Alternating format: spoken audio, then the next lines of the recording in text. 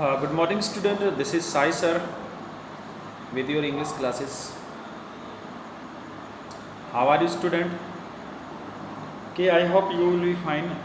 Student, we have read the lesson is on the top of the world, यानी संसार के सबसे ऊंची चोटी पर. और in this lesson we can read the interview of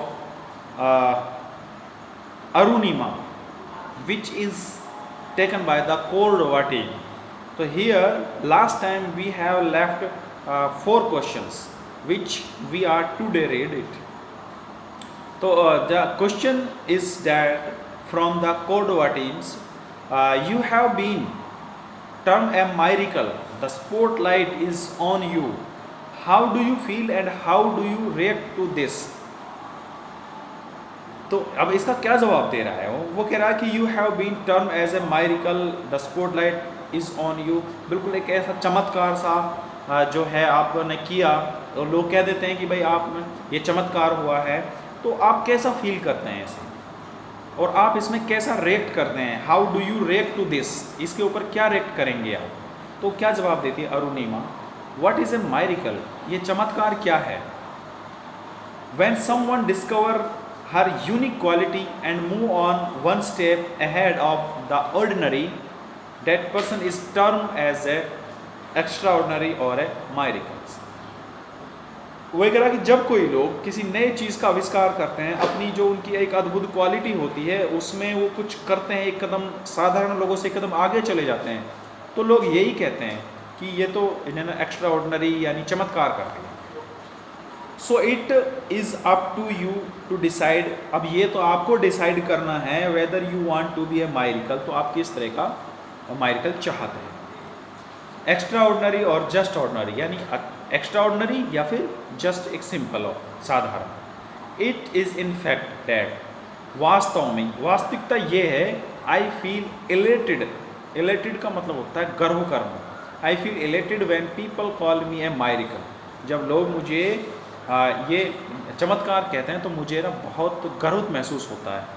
elated का मतलब होता है घमंड यानी गर्व करना. नेक्स्ट क्वेश्चन है from the Cordova team. What is your message for the young generation of today, यानी आज की जो जनरेशन है उसके लिए आपका क्या मैसेज है? तो अरुणिमा क्या कह रही है? What is the answer from the Arunima side?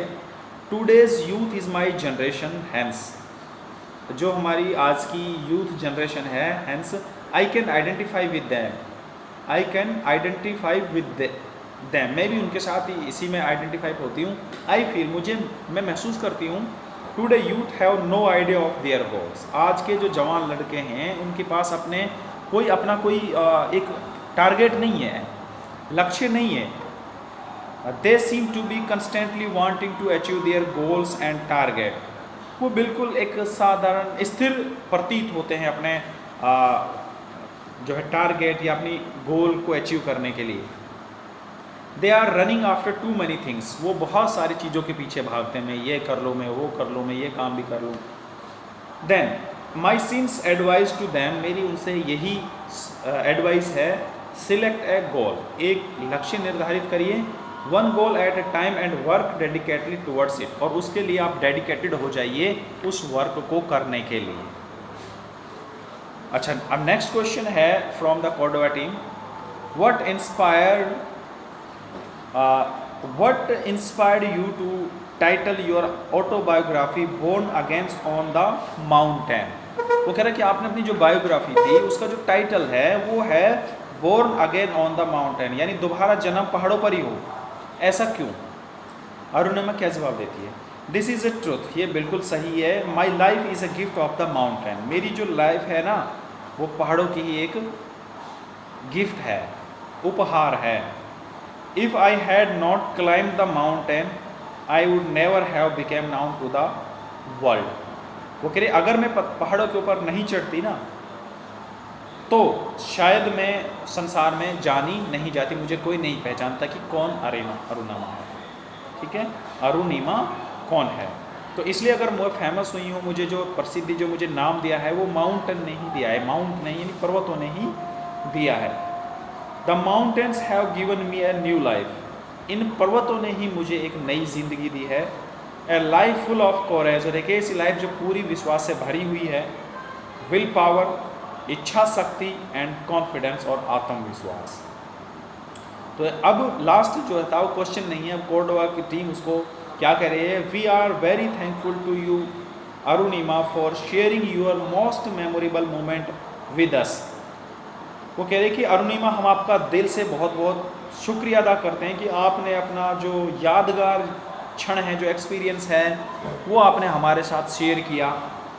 And inspiring us to move ahead, और हमें आगे कुछ करने के लिए इंस्पायर्ड किया।